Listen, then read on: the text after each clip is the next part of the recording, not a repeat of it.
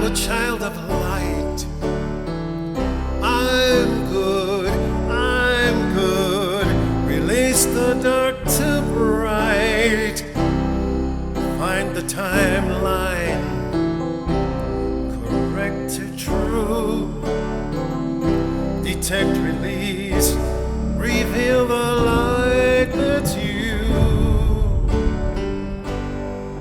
Allah saute.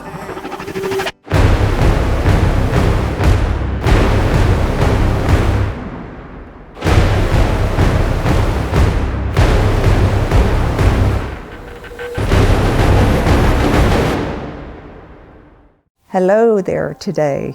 My name is Lois Hollis. We're unveiling the truth about something that's been so hidden within our society, but affects every part of us. I'm going to be talking about shame and guilt. A little bit about myself. I started in the nursing field when I was about a teenager as a nurse's aide. Looking back on those 60 years of my life, I've always been in the health field. I've always been interested in how can I be healthy. And I think some of that stemmed from the fact that I had an abusive childhood with various emotional problems. And I was around 50 years old, 45, 50 in that range. The emotional impact of an abusive childhood came to me. Somehow I was able to make it all work. Before that, I've decided to make shame guilt not only visible, but a science all to itself as an independent awareness. Now, how did I come to do that? I recovered with therapies and emotional talking and things of that sort, but I only got so far, and nobody could give me any more answers. I was healthier. I didn't want to commit suicide anymore. Something was missing. So I decided to talk to myself instead of other people. My goodness, did I get answers? Myself talked to me. It was really wonderful. I felt like, oh, I don't have to figure it all out myself. There's parts of me that are sad and happy, and we're all in this together. I never realized that. I got more energy. I was much happier. And I felt like I had my 3 children, I felt like I had many children with inside of me. And this is not so unusual today because in therapy I come to learn that many people are doing interpersonal therapies or how they call it parts talking or soul parts. I call them soul parts because they are part of our soul. But my concept was they're a whole family. And when we, inside family, work together, then I have peace. Because the inner critic knows only one way of helping us, and they help us with shame and guilt. Culture has taught us, and so therefore we have internalized it to the point that it is within us. I was always in opposition to the inner critic. And rightly so, because the inner critic was trained to be giving shame and guilt within inside of us. So this is what our story is about today, is how shame and guilt affects us, affects our behavior, unbeknownst to us. And there is hope, there is a way out of the shame-guilt prison. So we're talking about the unspeakable that people have in their lives all day and all night long, but are not really permitted by our culture to mention it because it's too shameful. What is shame guilt? Why do you say shame guilt, not shame and guilt? If it's such a big deal, where did it come from? As we all know, there's the beautiful love energy that we all receive. And how does it make us feel? Oh, we're happy, we're joyful, we're very creative. Nobody's telling us what to do. We're just doing what we feel to do, and we're very happy with it. Then there's another energy that comes to us, and its name is shame guilt. When shame guilt energy enters us, it turns our positive nature into a negative nature. It turns our compassion into depression. It will turn our intuition into anxiety. It will even turn our passion into anger. So it's not your fault for having depression, anxiety, and anger, because shame guilt did it. Okay, you're still responsible for your own life, but shame guilt is our obstacle, is really our enemy. I say shame guilt because shame is in the unconscious mind and guilt's in the conscious mind. They are not separate. They are joined together. Shame affects our unconscious mind and guilt affects our conscious mind. Guilt is conscious shame and shame is unconscious guilt, but together they are the same energy. Our society has labeled them differently because they affect different parts of our nervous system. We receive shame guilt energy through the words from ourselves and from other people. In fact, we pass the energy onto each other. If shame guilt is an energy that comes to us, it's outside of us. If it's outside of us, we can get rid of it. Humanity does not need shame and guilt. We are directed by our own innate goodness.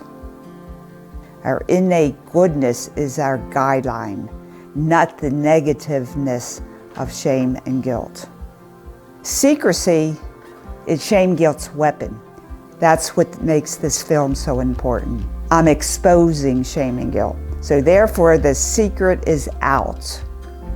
Shame and guilt has no place to hide when you know it exists, and we don't need it. It needs us. So we are no longer supporting the energy of shame guilt. We are taught shame and guilt behavior and think it is normal, even though shame and guilt are used universally throughout the world. That doesn't make it normal. It's common, but not normal. How can a negative force that turns everything positive to negativity and makes you want to become a victim be normal when we as a human race excel at such high levels? Now, why would anybody use shame and guilt? Shame keeps a person in a victim status. Shame and guilt keep us feeling not good enough. Now, if we're not good enough, we're never going to be successful, because how could we? Shame guilt makes us feel lesser than. In fact, all negative emotions are the result of shame and guilt. The use of shame and guilt makes us very compliant to the rules that are set by our culture and our government, whether they're good or bad. We are easily controlled. Shame and guilt also create victimhood and global self-condemnation. It's so sad for humanity. No one receives extra brownie points for suffering. And you can suffer all your life utilizing shame guilt energy. It's very accommodating to suffering. In fact, that's what its job is. Now, since we do not need shame guilt energy, we can easily tell it to go away. However, why is it so resistant? Shame guilt lives off of the energy that we produce as humans. It's like a demonic energy that uses our light to sustain itself, which proves that we do not need it. It needs us. Shame guilt energy can be compared to a computer virus. When a virus attacks your computer, the hard drive, files, and other parts become dysfunctional. The same is with shame guilt energy. Shame guilt energy affects each and every part of us. It sends disruptive energy to our internal organs, such as our liver, heart, lungs, etc. They become weaker. Shame guilt energy also turns our positive emotions into their negative part, or negativity. Shame guilt energy even distorts our thinking. We live in confusion, as if we feel sinking into a hole of not good enough. Shame guilt energy distorts our spiritual connection to the moral, religious aspects of our personality. Now we talk about the inner critic. The inner critic is the receptor of the shame guilt information and energy that's directed onto us. The inner critic is really our protector. Don't do this, don't do that, don't try that new business, don't try that new hairdo. It's all the notes. Don't go out of your safety zone, comfort zone, to be successful. He distributes the shame guilt to us as we need it. And he has an abundant supply because shame guilt needs us. So it comes upon us. There's a solution. As we have made friends with our emotions, even though we don't like depression or anxiety, we come to learn that they have a positive side to them. All emotions have a negative and a positive side. So after we have learned to bring the negative part of our emotions back to a positive by releasing the shame guilt they have, we can do the same offer to the inner critic. We cannot tell the critic what to do. We can't tell any of our emotions what to do. We can only offer solutions. But the inner critic is different in the fact that he is in control. You think you are in control, but until you make an arrangement, a partnership with the inner critic, they are in control, at least in your unconscious mind. So telling the inner critic to be quiet, he only becomes stronger in his endeavor to keep you safe. However, once we make friends with our inner critic, the same way we've made friends with our emotions, he changes his job. He no longer needs to micromanage me because I know the shame guilt behaviors and how to avoid them. So he is free enough to be my partner, my friend. He can be helpful to me instead of babysitting me. There is a solution and it works. In the next episode, we will work with you and your inner critic to learn and expose their shame guilt tactics. I'm good. I'm a child of light. I'm good. I'm good. Release the dark to bright. Find the timeline. Correct to true. Detect, release, reveal the light that's you. Alla sote, tenere pero, ese ne vedado por ese, ovo no pere, curo todo so por ese pi. I'm good, I'm good, I'm a child of light. I'm good, release the dark to bright. Find a timeline, correct to true. Detect, release, reveal the light that's you.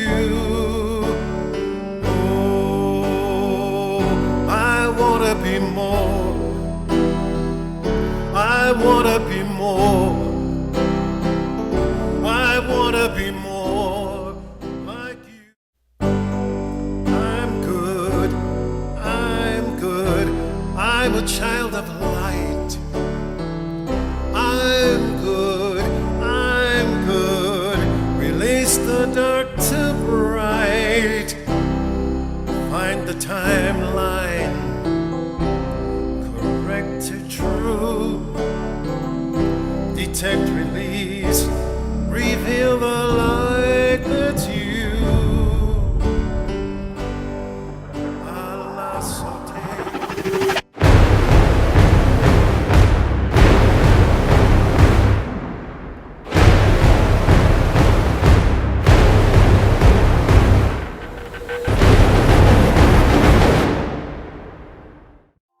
Welcome. Thank you for returning. In our first episode, we explained the true nature of shame and guilt. Now, we have to learn how to detect it so that we can release it and eventually avoid it. We need to know our enemy. The more we know about shame guilt, the wiser we become. Our new approach to shame guilt resolution is detection, release, and avoidance. This episode is all about step 1, detection. Detection of shame guilt tactics is most valuable because otherwise, how can we avoid them?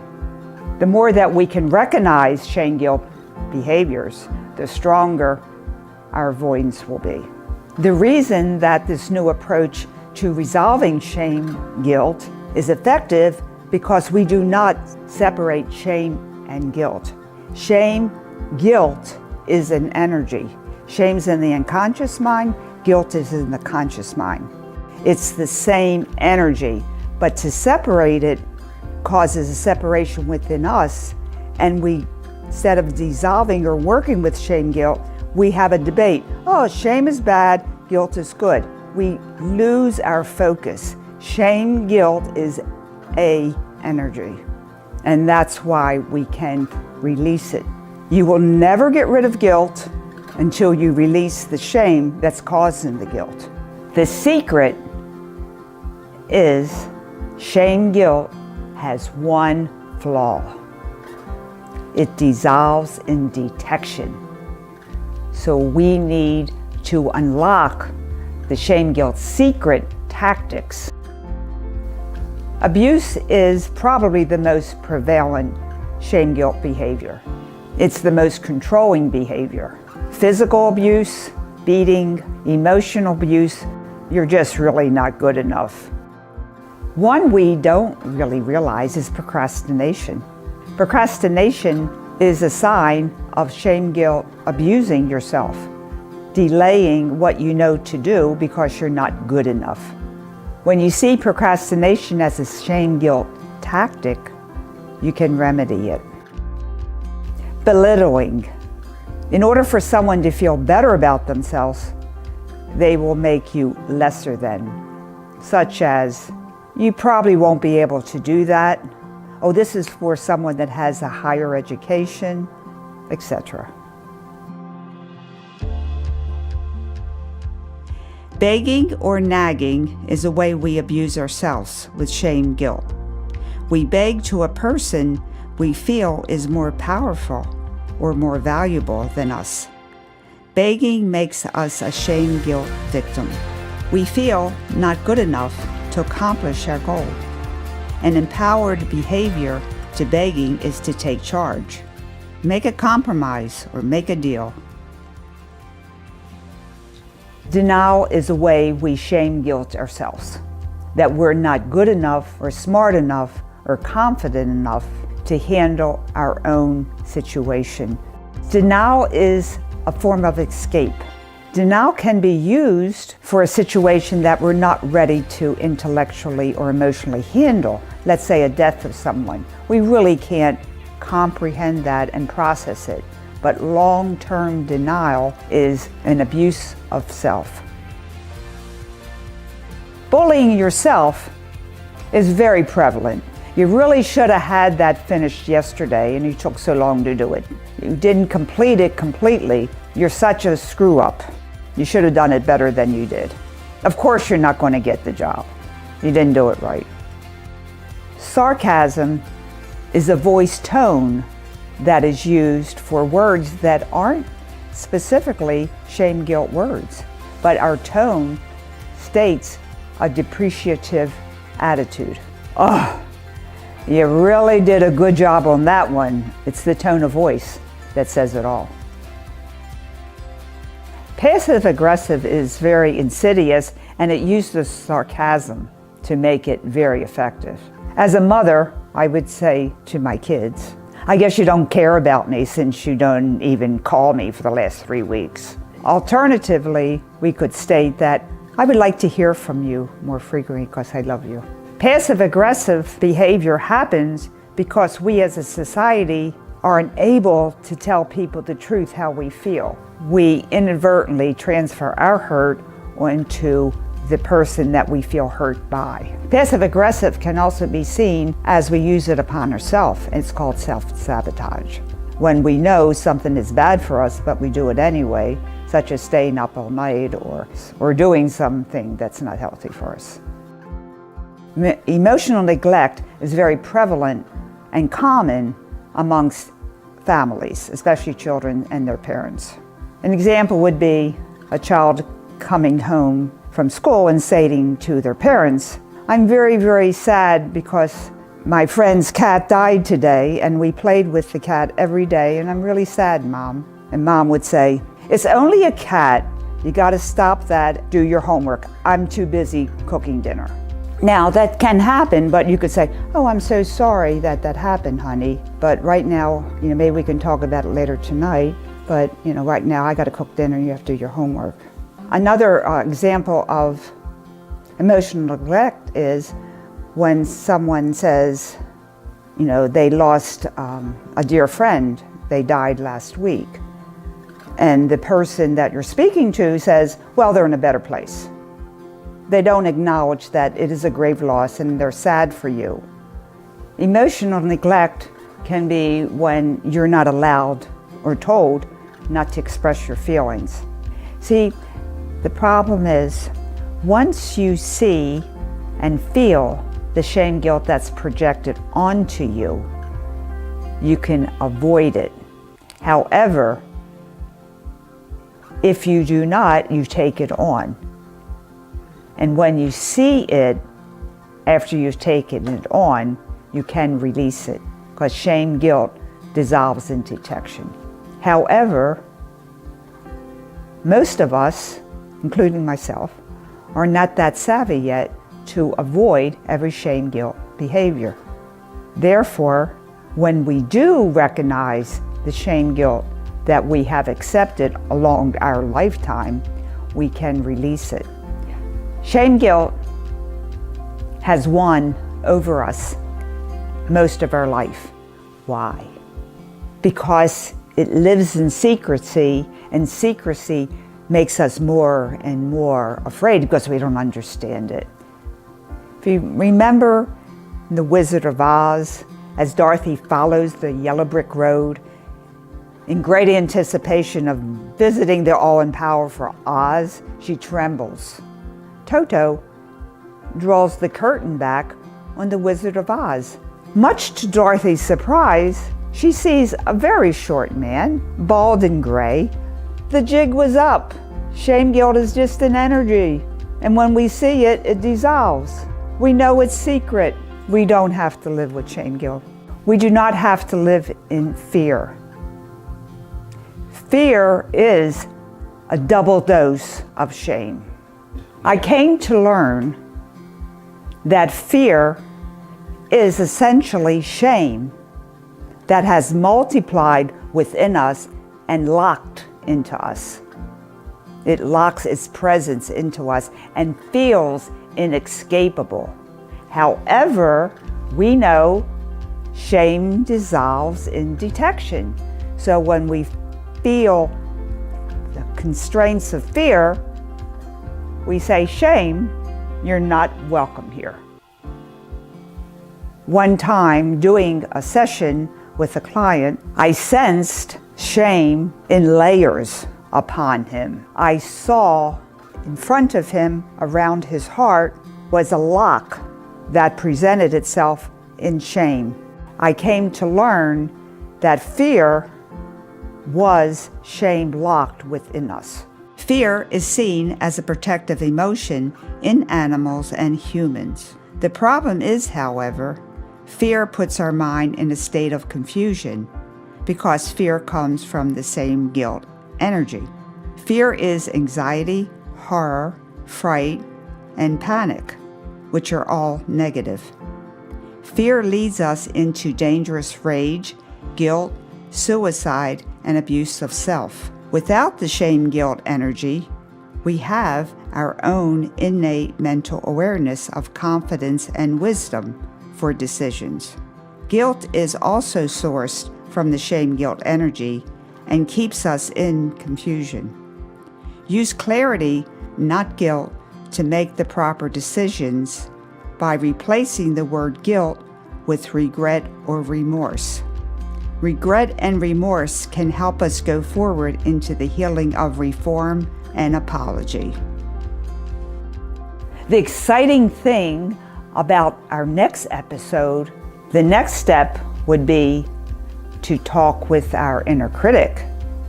Our inner critic is crucial to resolving, avoiding, and recognizing shame-guilt behaviors.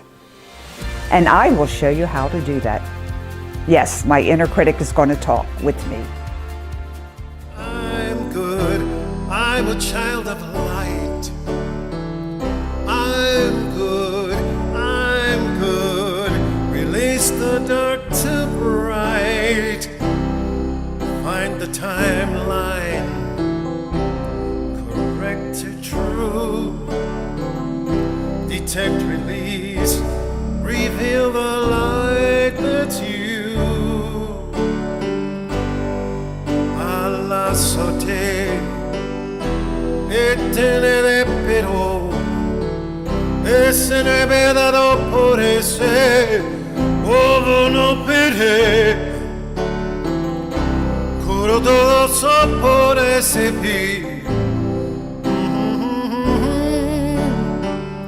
I'm good. I'm good. I'm a child of light. I'm good. I'm good. Release the dark to bright. Find a timeline. Correct to true. Detect, release. Reveal the light that's you.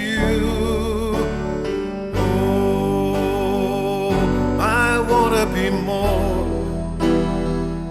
I wanna be more. I wanna be more like you. I'm good. I'm good. I'm a child of light. I'm good. I'm good. Release the dark to bright. Find the timeline. To true. Detect, release. Reveal the light that's you. Alla sote.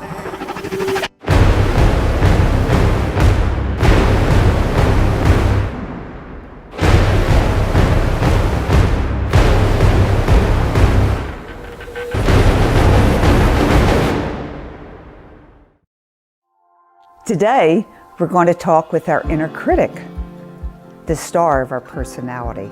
Unbeknownst what we have learned from our culture has always told us to deny the voice of the inner critic. It is only harmful to us and can lead us down the road of no success.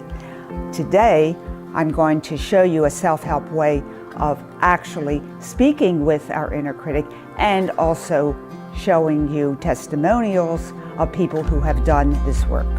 We're not denying him, we're not telling him to be quiet, we're encouraging him to speak to us because otherwise there's no peace.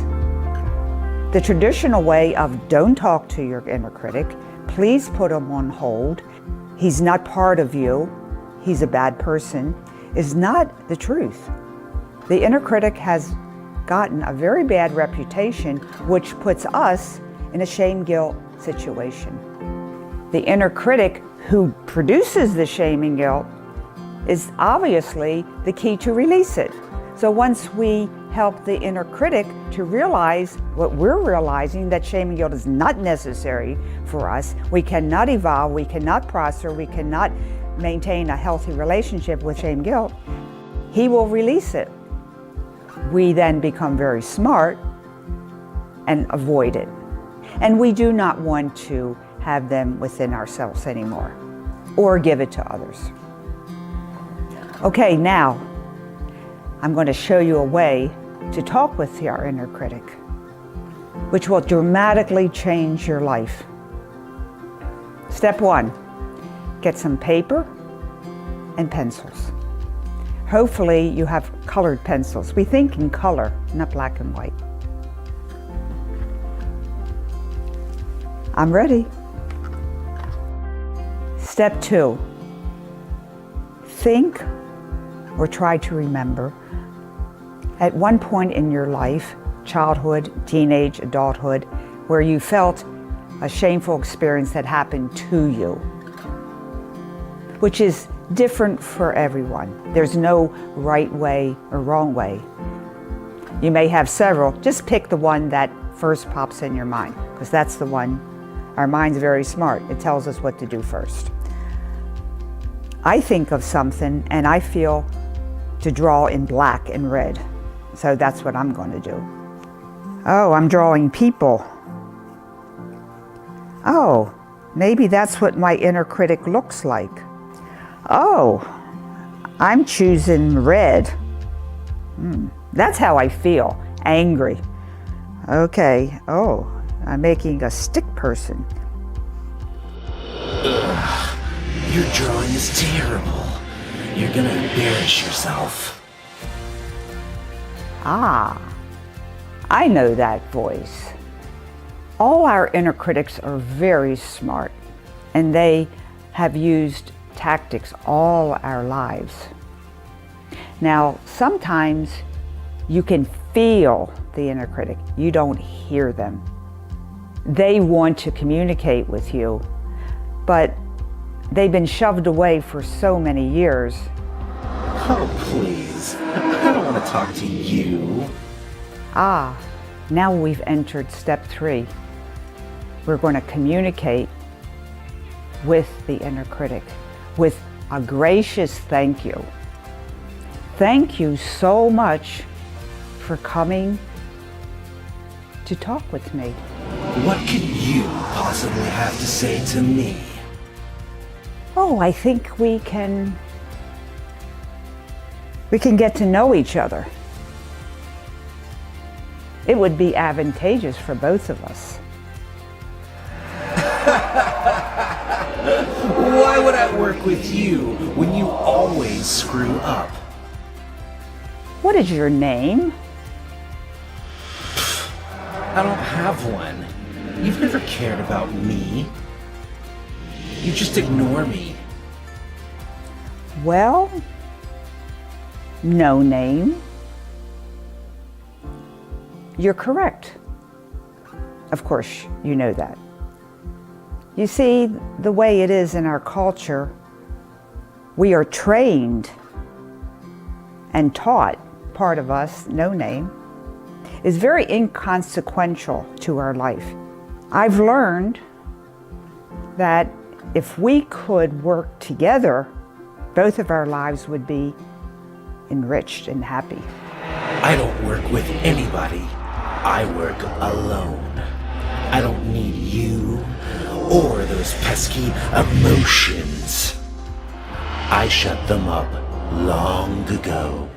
They know how to deflect and avoid any conversation that's contrary to their beliefs. The way to engage our inner critic, who still hears us even though he's not acknowledging it, is to continue our talking to him.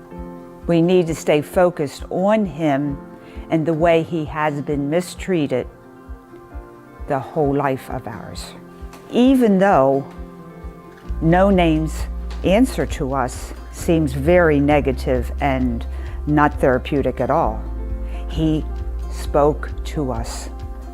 That is huge, because some inner critics take weeks. It's a great victory for both of us that we even are able to communicate. Oh, my inner critic is very crafty. He doesn't have a name. Well, he won't even tell me his name. But it's very important for the inner critic to have his name, because he becomes personalized. Once our inner critic is a person, our communication becomes more effective. So what does a name do? A name gives the inner critic validation. For me and for all of us, no name has been an emotional protector. However, he has only one tool in his toolbox. He only has shame and guilt to use to keep us safe. Don't do this and don't do that and don't do a new venture, and you're not really smart enough to do this. That's protection in his mind, but it's not helping us to achieve and be at peace with our choices. This is where the mediation begins. So I tell No Name that there are other tools to use with shame and guilt.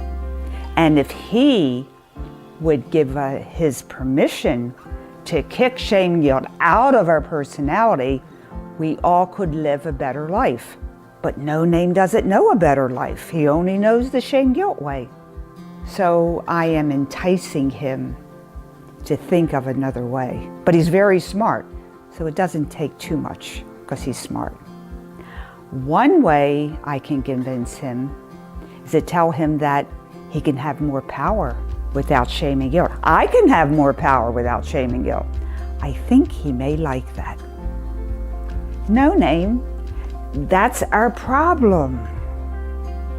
The emotions and I are not happy. We can't have fun.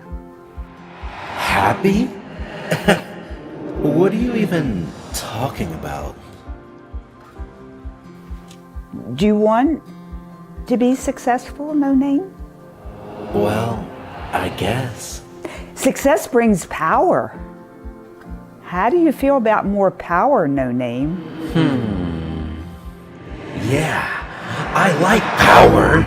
Yeah. I'm to tell you a secret. You get more power when you live with success. And success comes when you're happy. I also came to learn, No Name, that our emotions are very important to both of us. And I know you know this because you have kept them silent. But they want to talk. And when they talk, they give us energy. They're like a battery. We can have more life inside of us because our emotions bring us the life force. Without them, we get old and die. I don't want you to die, No Name. I need you. Well, what do you expect me to do? Just go away? Is that what you thought I said, No Name? Yeah. I'm inviting you to be part of our family. We are a family, but no one told us before we were a family. In fact, you're the star of our family. We need you. No Name, do you feel your importance? Of course I do. And it's about time you did too. That's exactly how important the emotions are, and I am. We're all important. But you hold the key, No Name, to shame and guilt. No Name. With the help of the emotions, I have learned the ways of shame guilt behavior. I can detect them. With your help, I can release the behaviors that we still hold. I can avoid future shame guilt. Thank you, No Name. What needs to happen is for me to graciously invite No Name into a place where we don't use shame and guilt, but other ways to have protection. I am helping No Name to understand that I want to release shame and guilt within me, but No Name holds the key. I cannot move forward unless No Name gives the go-ahead. He's really that important to us. And also we need to respect him for the wonderful job he's done all these years of my life. So how can I mediate a partnership with No Name as we work together in our pursuit of protection from emotional hurts? Step 4, we draw or sense how we see our inner critic. However, we may feel like this is not appropriate because we see or sense him as a very ferocious, mean character, not something that we want to have within inside of us. However, I want to tell you that shame guilt distorts our perception of ourselves. And since the shame guilt producer is our inner critic, he will have the most distortion. When he decides to release the shame guilt, he will be seen as his real self. Each time we communicate with him, either drawing or sensing or talking, we are drawing him out of the shame guilt darkness. Over time, No Name and I will continue our conversations. We are not saying no, we are working to say yes. We have to remember that No Name has been using this particular use of shame guilt for all of my lifetime, which is 40, 50 years. We don't expect him to change immediately. We wouldn't want him to. When our inner critic chooses not to use shame and guilt because he sees the benefits from the emotions, how they have changed. As he comes out of the shame guilt darkness into the light of truth, he automatically knows he doesn't want to use shame and guilt anymore, just like we don't want to use it anymore. He decides then, as our protector, kicks it out. How would you feel if you never felt the resistance and the obstacle of shame and guilt? You would have more freedom, more self-confidence, self-esteem. Your love would abound. You could have more fun. This usually takes some time and effort, but the journey is well worth it. It's also important for you, me, Lois, to become the ambassador or mediator, however you see that within yourself, between you, the inner critic, and the emotions. You set the stage of either shame, guilt, or the use of love. We love our inner critic, we love our emotions, we love ourselves. Without shame, guilt, we have that opportunity. You can follow me on my website, loishollis.com, which will have all the information that you can need. It's been my pleasure and also my joy to bring this new information to you. I'm good, I'm good, I'm a child of light. I'm good, release the dark to bright. Find the timeline, correct to true. There's very few people that I ever meet that talk about shame or have even concepts of the depth of shame and how much it is debilitating to our emotional growth. And so I was so excited. It was like, wow, somebody who gets what the whole shame thing's about. Well, when you finally see the counterpart of your own characters in the people that are around you, something magical happens.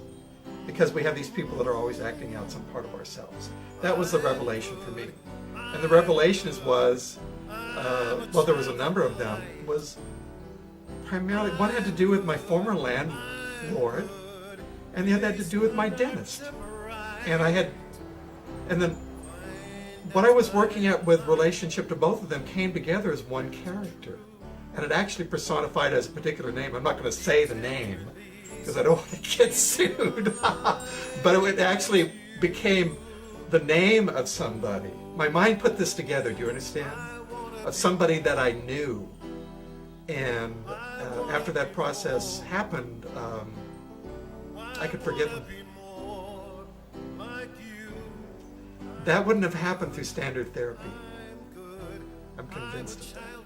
Which tends to be rather analytical and mental. I think people are tired of that. They're looking for something else. They want to get away from that. Something where you're actually talking to a part of yourself, and it'll talk back to you, and it's not what you actually expect. I think is a lot more valuable, because that's more in keeping with the language of the unconscious mind. So I think this is what Lois is doing, and that's why it's valuable. After we had the session, we had a fantastic sale, and it was this immediate confirmation that the work we did had an impact and results actually in physical reality, which is what's exciting to me, is you can measure it and see it, and it's real. It's like, wow, I released this emotion, and then my life looked like the way I wanted it to look, instead of being at the effect of life. I'm a child of light. I'm good, I'm good. Release the dark to bright. Find the timeline, correct to true. Detect, release, reveal the light that's you. Allah sote. Tenere pero ese ne me dado por ese ovo no pere curo todo so por ese pi. I'm good, I'm good, I'm a child of light. I'm good, I'm good. Release the dark to bright. Find a timeline, correct to true. Detect, release, reveal the light that's you. Oh, I wanna be more. I wanna be more. I wanna be more like you. Hail to the King of Light. Hail to the making of what's bright. Holy, holy, holy is the song I bring. Holy, holy, holy is every song I sing. I want to live, I want to give, I want to bring a song of life. Hold yourself, hold yourself, hold yourself, love yourself, love yourself.